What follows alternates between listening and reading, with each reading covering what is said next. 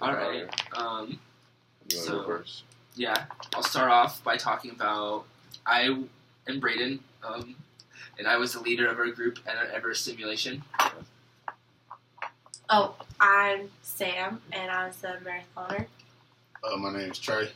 I was an environmentalist in our Mount Everest simulation. I'm Connor, and I was a physician in our simulation. I'm Marquise, and I was a photographer in the simulation. And so basically what I did, I just took pictures after each camp, and it wasn't too much difficulty within my job. There was no troubles with that. Nah, it was just basically it was simple, probably the most simplest job on the team.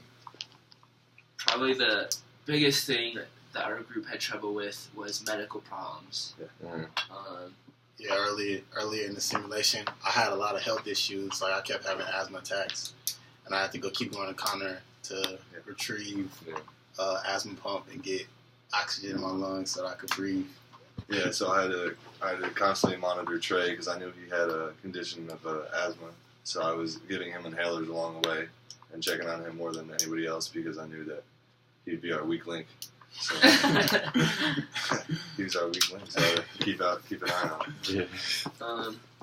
As the leader of the group, try to make sure that we all knew what was happening in between us, that if anyone's health went low, that we were looking at it, and making sure everyone was on the same page, moving up the camps. One thing that played a big part was the weather, which Sam was in charge of. Yeah, the weather wasn't the first time, round. I didn't really know how to work the simulation. And I didn't, when it said for you to, pick the weather exactly, what it was going to be, I couldn't read it because I didn't know how to work it. And then I figured it out the next round, which is probably why, I got 6 out of 9. And so, yeah, I didn't notice that as well because I was sitting next to her. We didn't notice the weather, how that really worked, or looked at that system. I think that's the only factor for my job too, because I think the reason why I didn't get a perfect score was because I probably took pictures not realizing that the weather was not good that day, and so that's why I probably didn't get my full points because the weather wasn't good, so there was no point taking pictures. I think that was a major problem is we didn't know how to work the simulation. Yeah. Properly. So we ran into a lot of problems along the way, and we obviously didn't sit back and try to learn it first. So the problem was we just kind of jumped into it and we made some mistakes. So maybe if we had better communicated originally. I remember when we were going through it, I thought the whole time we had an extra round, and I told the group that we had an extra day to get to the top, but that was not the case. So that was one mistake on my point that I misunderstood, and I told the whole group, which made the whole group think that we had an extra day. Yeah. Yeah, because if we don't know how many days are, that's how it's going to cause a problem. So if we had figured that out, we probably went a lot more successful because then we realized, instead of staying at camp, was it day 3 and 4? Yeah, it was day 3 and 4. We stayed at camp. Day 2.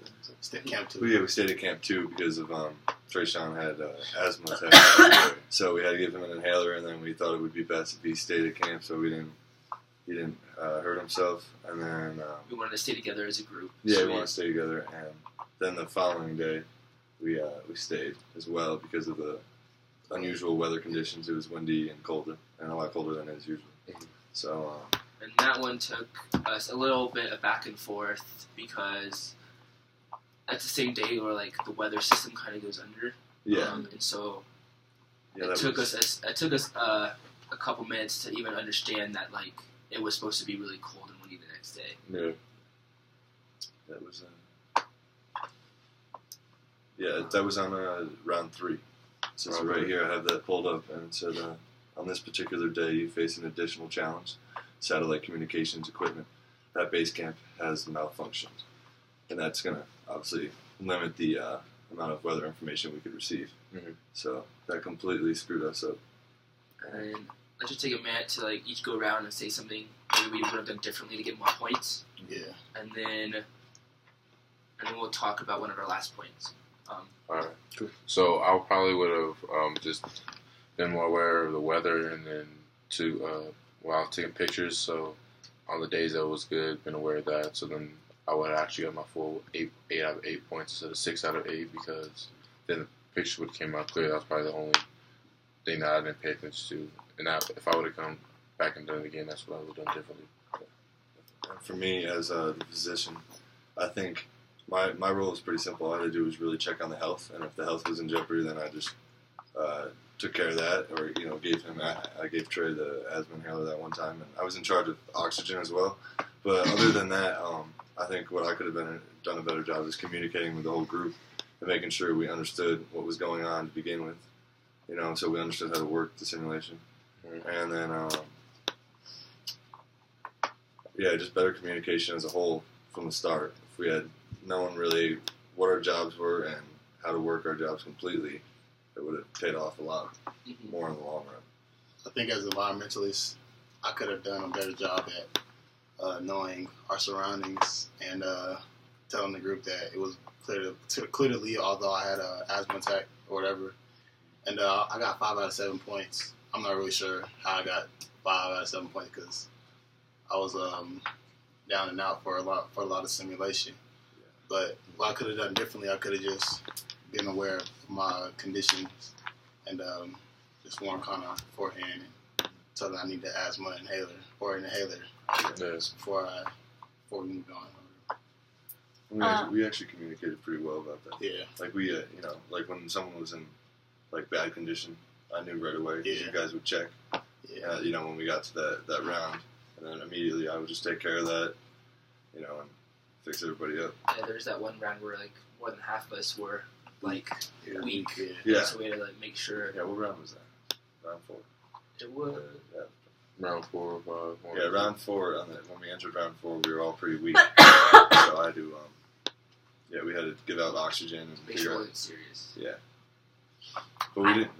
I'm sorry to interrupt you. We didn't even use all of our physician supplies. Like I didn't have to use the supplies. I didn't have to use the blood pressure monitor or the Gamma bag to adjust people to altitude. So we didn't actually use all of our resources. So maybe that could have helped us as well. Okay. I think like in the beginning with round 1, like that was my biggest mistake.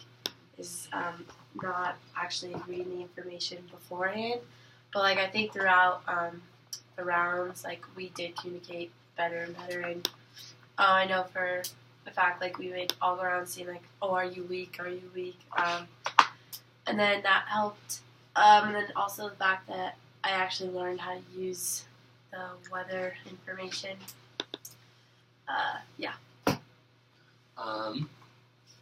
Doing it a little differently the next time would have had a better grasp of the amount of days we had, and the different parts that each person had.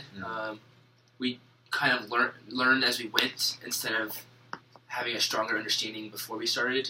And so maybe if we took a little more time at the beginning, just making sure everyone's role and everyone's goals a little bit more, we could have done a better job. Because we just had to get over that little bit of a learning curve, and then we were good. But at that point, like you said, we didn't know how many days we had, so we kind of miscalculated.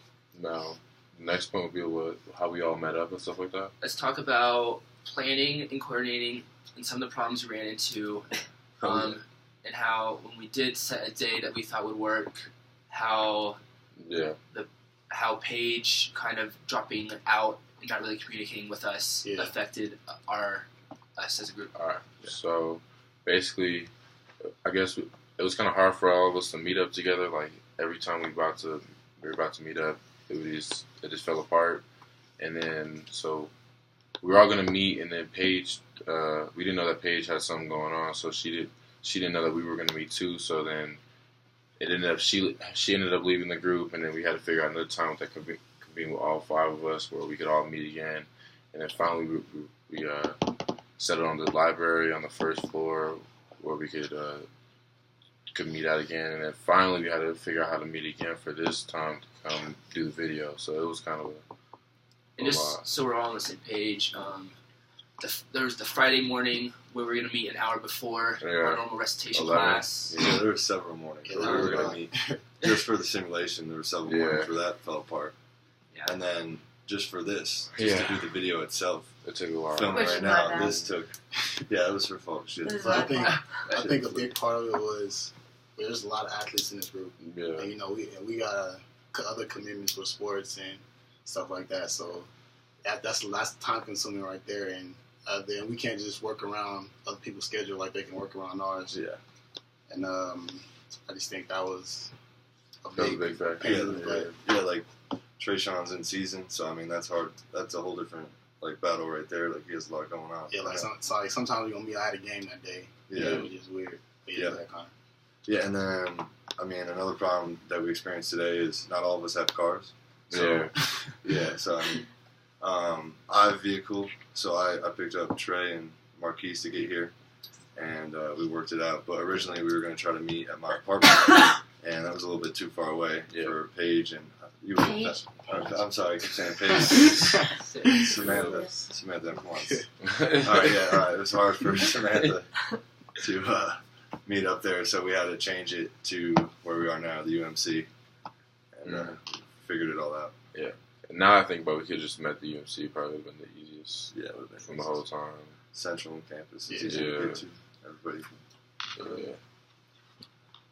The space itself didn't pop up to me as a place to meet until we got here. I think it's working out well for us. Yeah. This would have been worked great for the simulation. It's a quiet place. That was another thing. We had trouble finding a place. And the library, because we were going to do the library. But it's finals time. It's finals week. It was packed too. So. Yeah.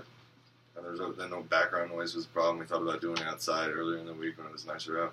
But there was a lot of background noise, so we couldn't do that.